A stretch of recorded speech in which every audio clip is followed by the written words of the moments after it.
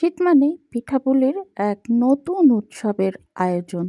শীত মানেই নতুন নতুন পিঠাপুলি খাওয়ার ইচ্ছা শক্তিটাকে দ্বিগুণ বৃদ্ধি করে দেওয়া।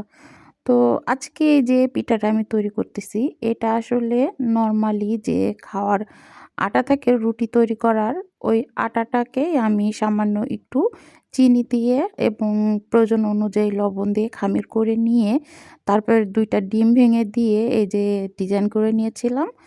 তো পরবর্তীতে আমি এই পিঠাটাকে ডুবা তেলে ভালো করে ভেজে নিয়েছি।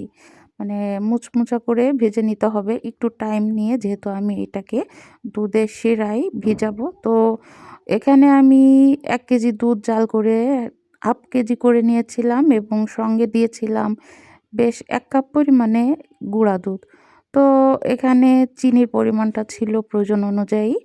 ভালো করে দুধটাকে জাল করে কিছুক্ষণের জন্য ভাজা পিঠাগুলোকে দিয়ে আমি রেখে দিয়েছিলাম রেস্টে। এরপরে একটা পিঠা উঠিয়ে আপনাদেরকে ভেঙে দেখাচ্ছি। অনেক মজার পিঠা।